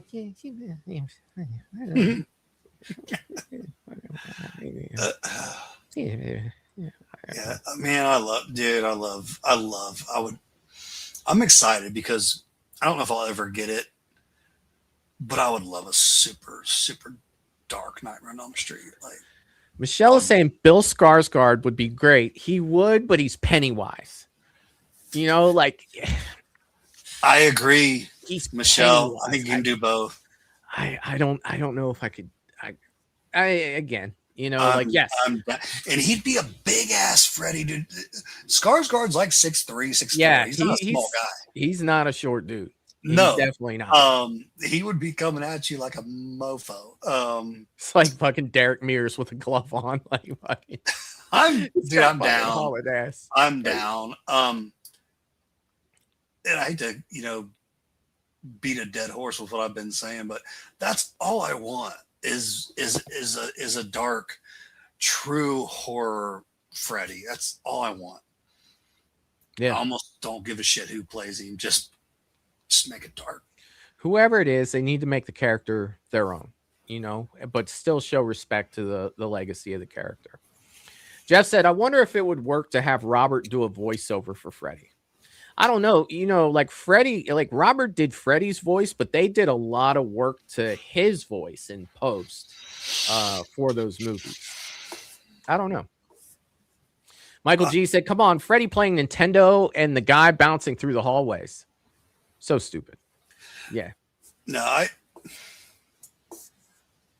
Jeff, I love you, buddy. I love you, Jeff. But I think Robert needs to just be done all around, man. No voiceovers. He's got to pass the torch, buddy. He's got to pass the torch. Crow Juice is saying Robert Englund stated that he wanted Kevin Bacon to play Freddy at one point. I do remember when he said that, but hell, even at this point, Kevin Bacon is probably pushing 70, late 60s. I'll say he's probably more 70s. capable than Robert, but he's pushing it too. Yeah. Yeah, I mean, with him, dude, it's like, could he do it once? Yes, but would you get sequels out of him? More than likely not. The hardest part on them is the makeup. I know I've heard that from Robert. It's going through the makeup. Like they sit there in that makeup chair for like hours on end. And I get that being a like 70-year-old dude. Like I don't want to sit there in a makeup chair for, and then have to go perform with it on. Like I'm pretty sure that's one of the hardest parts. I won't even say it, but the movie might not have been the best, but I always have to say and stick up for my boy. Jackie Earle Haley, in my opinion, did not do a bad job as Freddy. I don't think he had the best script and the best, writing and everything, but he didn't have the best makeup design. But as far as him being Freddy, in my opinion, he was not bad. I don't think he did a bad job. Like I said, we've talked about this at length before. He didn't have a lot going for him to help him out. He definitely didn't. Paula says Jamie Campbell Bower. Now, if I'm not mistaken, Matt, is that Vecna? That is Vecna. The only reason I know that is because we have Vecna's autograph at our shop. Dude, from what I've seen from that sumbitch, he's no slouch. So he's also Freddy's son. Robert played his father in Stranger Things. Let's not act like he's not on a high being fucking Vecna. That's a possibility. And people love him, man. Yeah. People love him. Like we still have the bust in our shop and people come in and they'll say, oh, that's Vecna. And then we say it's signed by Jamie Campbell Bower. They just fucking light up. That's awesome. So yeah, he's no joke, man. He's no joke. Russell's saying Bill Skarsgård. Oh yeah. I like Skarsgård too. And I hear what you're saying, Michael. He's Pennywise. Yeah. But that's almost for me, it's even more exciting. Because he was also just Nosferatu. Yeah. Dude, there is no doubt in my mind that Bill Skarsgård could do that role. None whatsoever. Me too. None. Like yes, he definitely could. I'm a big Skarsgård fan. Hey, he's in a lot of great shit, man. You can really tell like his size if you've seen John Wick 4. Like, he's not a short dude. Sure. No. When he stands there, you can't really tell the balloons. But it's harder to tell in that because he's constantly surrounded by kids. You know what I mean? But when you see him next to like Keanu Reeves, who's not a short dude either, it's like, oh, okay, well, this dude's pretty fucking tall. Yeah. You know what I mean? Like it's definitely. Yeah, he's not little. James saying, I don't think it would take off two different companies making it. Yeah, dude. Like, no, I'm not happy with that. Crowd and Juice is saying there's one guy that plays Freddy Krueger in one of the movies. They're pushing him big time. Dude, I've seen that on Instagram. I forget his name. But he's taken a lot of pictures standing next to Robert Englund. And he kind of does look like a younger Robert Englund. Really? So I forget his name. Yeah. Wayne says people's choices for Freddy. Mine, Caleb Landry Jones, experienced actor, but still relatively unknown. Only 36, plays creepy well and can be in sequels. And I think that's important that they are young enough to be in sequels so that you can make more than one of these movies. If you were to take someone older, like let's say Robert was going to be like, fuck it, I'm going to hit the gym. I am going to come back. That's one and done, bro. Like 100%. He's not coming back after that. Oh, yeah. And then you're back into a hiatus of not having Freddy. Russell said Derek Mears is Freddy. I don't know. Yeah, dude, we were joking about that. That's a little too much meat. Yeah. Like there's no. It's got goddamn. Nancy will look at him like, boy, you done fucking ate some. You're a little bigger than I remember. Freddy just Ethan Hawke. Oh yeah, I like Ethan Hawke. Jeff's saying Kaylee's now watching with me. What's up, Kaylee? Hi, Kaylee. Kaylee, you got to come see me at the new booth soon, sweetheart, all right? And I have a flyer for you for our upcoming costume contest, sweetheart, where Michael will be a judge, hopefully again for his 4th year running. Yeah, I'll be up there. I All right. always make sure I make it for there. James is saying it will never fly without Robert Englund. He's the real Freddy. Dude, you're going to have to get past that, man.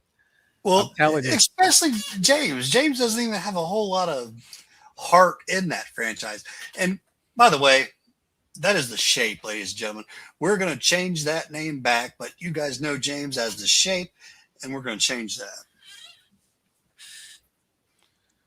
that. Oh.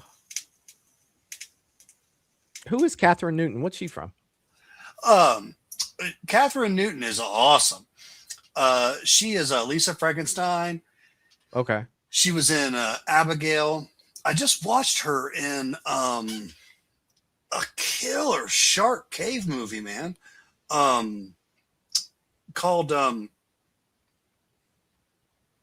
what was it called? Devil's Mouth or something like that. Michael, you got to check it out. Right.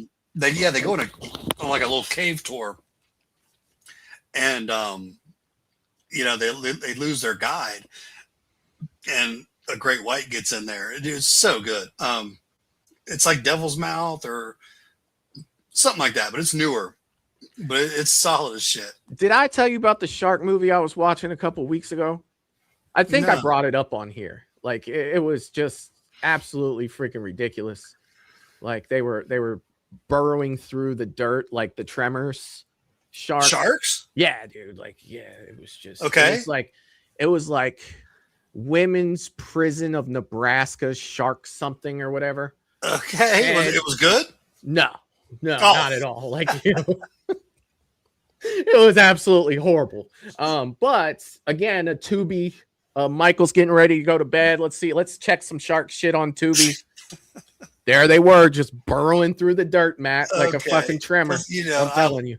Yeah, I like a good shark movie, but yeah, no. It was great. I mean, not great as in, like I'd watch it again, but it hit my mark for check out the one with Catherine Newton is like up and coming, dude. She's taking the world by storm, dude. She's in good shit. But yeah, that was a movie night with my parents. Really good. It's like Devil's Mouth or something like that, but really good. I think this is the guy I was just talking about. That's why I left his comment up so long. Have y'all seen that Mike Levy guy? He played a young Freddy Krueger in one of the older movies. People are Michelle's seen it. Devil's Mouth, yeah, pushing for him real bad. Made a tryout video as well. He sounds a lot like him. That's the guy I was talking about from the shit I was seeing on social media. Hell yeah. Yeah, he has Robert Englund's nose and everything. Like, he looks a lot like him for sure. He's that handsome. Huh? Yeah, I'll be damned. Let's see. Crow, sorry for hey man, it's all good, dude. We're all having a conversation. Thank you so much for the $5 super chat. Very much appreciated. So you said it was the Devil's Mouth. Devil's Mouth. Yeah. Okay. Yeah. I'll check it out. Yeah, I enjoyed it. And what is that on? I think I saw it on. It's either I think Tubi. Tubi. But yeah, we turned it on and it ended up being much better than I ever thought. Yeah. Pretty damn killer. Mike Levy is a good actor, but won't work because everyone will just think Robert when they see him. Yeah, I don't know. No. Well, but is that a bad thing if you think Robert? When you're thinking about Freddy Krueger, that's what's cool with movies like this, Michael. Like that, I don't have, my heart's not diehard in it. You know what I mean? You don't have as much like, let's see what you got. You know what I mean? Right. As opposed to like, if it's our baby, it's like, well, I don't know. You're much more picky as opposed to like, okay, give us something. What do you got? I got you. You know what I mean? You're not diehard like this has to be perfect. Hell yeah, man. Hey, I'm doing my best with comments. I always do my freaking best. That's why I always like watching Scream movies. I watch every one of them. Yeah. You know, people almost, I think some people think I hate the Scream movies. I don't. They're just not my baby, but I watch all of them. Yeah. And I love so much that I kind of enjoy those because they're not my number one. They're not my, they're not my baby. So I can watch those with ease, put them on, be like, entertain me, give me some good kills. I can relax watching a Scream film. So sometimes I like that. Now you give me a Halloween, it's like, okay, what you got? It's much more serious. Is Freaky the one where they like switch places? Yeah. Okay, I do know who that is. I didn't know she was in that, but she's a very, very good actress. Because I have seen that. I mean, it's been a minute. Have you seen Lisa Frankenstein? No. Okay. I have not seen that. It's more of a fun, like, yeah. I'd say it's more like I could see more women liking it than guys. Oh, Lisa Frankenstein? Yeah. Oh, Charlie, I think that's my boy Charlie. Saying it's on Prime. Okay. All right. So Goggins is great, but his age. So how old is Goggins? I am not sure. I'm not sure how old he is. But I mean, like dude, if they're, I mean, you could probably go as high as like 40. Like if you want to get multiple 50s. Well, if you want to get multiple movies out of them, you got to figure that if you're moving at a reasonable rate, they're roughly probably 3 years apart. Roughly. And you make but 3 the rate movies, we're going today. That's a fucking decade. Like it's if the rate we're going today, whoever it is going to be one and done because that was 16 years ago, and it's going to be 2 years before we get anything else. I'm sure. Let me ask you if you agree with this, Michael. I just always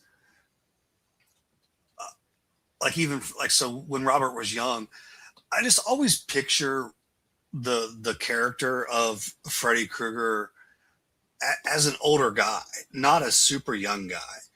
Like, I think he's much more creepy as about a 55 to almost pushing 60 guy, small, frail, the hat, that kind of fits. That's just in my opinion. What do you think? Do you look at him as a 32, fit, ready to go? I just never have, but that's just me. I'd like to know your opinion. I've always looked at him as 40s. 40s. Yeah. Like I feel like that's probably, and I know Robert Englund. I know he wasn't 40 when he made A Nightmare on Elm Street. No. He was in his 30s. So I mean, definitely harder to tell with the makeup. I think the makeup ages him. But, I'm saying strictly from like the story and the origins. No, I picture him like 45 to 50. Okay. Like that's where I picture.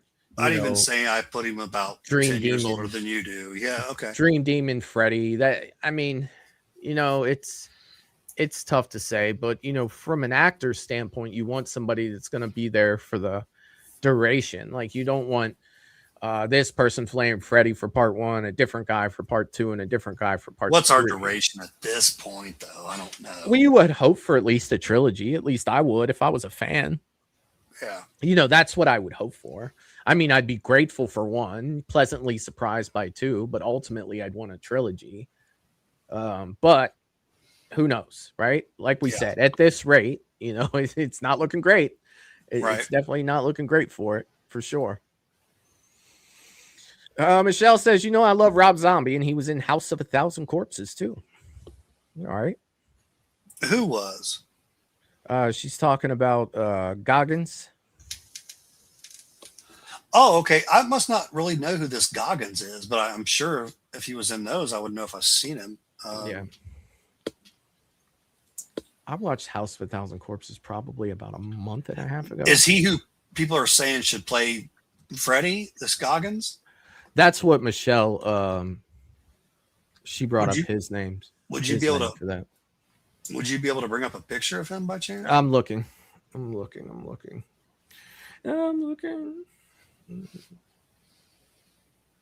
Oh, I know who he is. I just saw, the little guy who comes in, House of Thousand Corpse, comes in talking to Captain Spaulding, the real little guy. And he's talking about the guy who has the pencil and everything. Yeah. I saw him in, I'd never seen him in anything else. I saw him in Tales from the Crypt episode. I was like, oh shit. That's the best thing about rewatching Tales from the Crypt. Dude, the actors that they had in those films is crazy. Yeah. It's crazy, dude. I've seen Brad Pitt. I've seen Tom Hanks. I've seen Brooke Shields. It's nuts, dude. Yeah. But yeah, Dad and I have had a blast with that. Like, there's Brad Pitt. Dude, they had juggernauts, man, in their early stages. You know who he is, Matt. Hold on. I'm trying to bring him. I'm sure. You do. Because as soon as I saw him, I was like, oh yeah, I know who the fuck that is. And we are saying he could be a possible. And he's 54. That's perfect. 54, you could have some sequels in you for sure. Yeah. Robert's probably. I mean, way better than like Kevin Bacon, who's pushing 70. You know what I mean? Like I said, you could probably get one out of him. But yeah, I mean, this guy, he could definitely do that for sure. And the older you get, you realize that that's not that old. Like, I hate to say that, but. Hold on 1 second. You know what I'm talking about, Michael? Oh, I definitely do. Shit. I remember thinking 40 was like, that's it. Yeah, you're done. Like it's the end. It's the end. That's all I got left in me. Trying to bring up his House of a Thousand Corpses, so it's easier. He's been in a ton of shit. As soon as I saw his face, I was like, I know exactly who that is. I can't wait to see you guys at Now, Michael, you'll be coming to Whorehound? I will be. All right. Will Michelle grace us with her presence at She Whorehound? will not be. Well, Michelle, I hopefully will see you at Scarefest then. She'll be at Scarefest, right? As far as I know, yes. Awesome.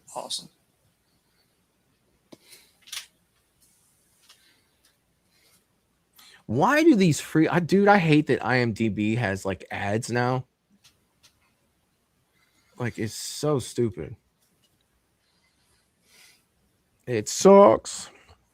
All right, let's just do this. Let's do a screen share. That guy. Oh, okay. Yeah, I think he'd definitely be good. Oh, he could kill it. I love that actor. I've never known his name. Yep. He's also in Fallout right now. Yeah. He was in Justified. He was in Predators. That's where he was the convict. Yes, he was. Dude, he's phenomenal. Yeah. He's phenomenal. I'm with anybody who said he could play Freddy Krueger. I'm 100% with you. He's a badass in my opinion. And he's an actor who kind of gained steam late, which I always love that. I just appreciate that. It's like, I feel like he was through the grind. You know, he went through the grind. Love him, dude. Yeah. What's his first name? Walton Goggins. Okay. Yeah. Hell yeah, man. Hell yeah. No, yeah. Let's see. What are you saying? He's currently active in Fallout. That proves his age doesn't matter. You should be insulted by that. What do you mean I should be insulted by that? I have no idea what that means. Oh shoot. No. Let's see. So yeah, Matt, those are the three franchises I want to talk about. We're hitting the 2-hour mark. It is 10 p.m. tonight. So Dude, this has been great, man. I love hitting these three when we get to hit these three. And we haven't been able to do that often, man. We haven't been able to. I think we got some good convo in all three of them too, man. Yeah. It'll be interesting. What would be cool if we could revisit this after some shits come out, you know, like this is what we thought back then. And, you know, what do you think now? Like, yeah. Oh yeah, man. I'm curious to see where it all goes. I mean, it looks like right now, Friday the 13th is, Friday the 13th is probably the most sure thing. Right. You know, Halloween, I don't doubt that they won't do something for the 50th anniversary. Fingers crossed it's a movie, right? Right. But do we really know? Because 2 years, you know, 2 years from this October is, you know, it's not far. And they were talking about in 2016 when Halloween 2018 was coming out.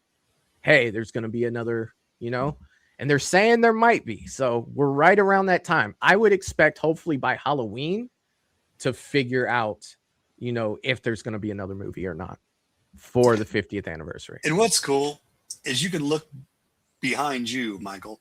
Yeah. And you can tell what these big three mean to us.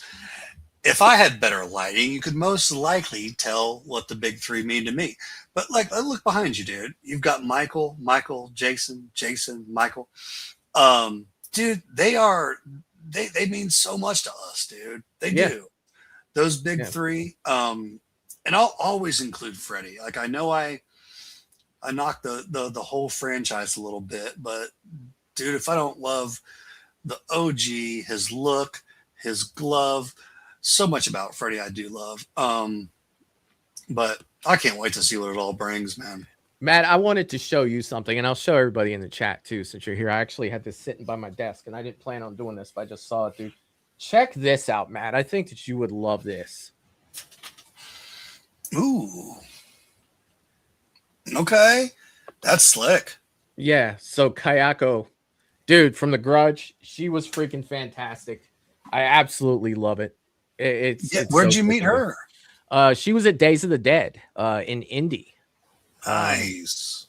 A couple weeks ago. That looks good, dude. Yeah, she was so cool, dude. Absolutely. Was she?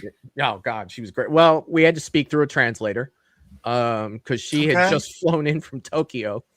And she was dope. The reception that she got was amazing. Like every time I passed her booth, you know, there was somebody there taking a picture, you know, and she did like the face for everyone. Did she get a good line? Like, yeah, dude. Good? Yeah. Oh, nice. And on top of that, there's a picture out there somewhere. I'll try to find it for our next show where a lot of the celebrities took one together, and she's in full face paint with her mask doing her like Grudge face.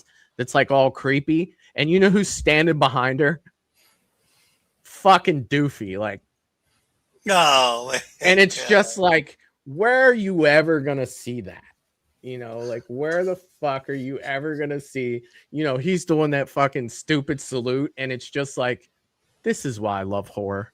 You know, you have a freaking someone that gave me nightmares versus someone that made me laugh my ass off. That's awesome. And Looks they're like fucking standing there together.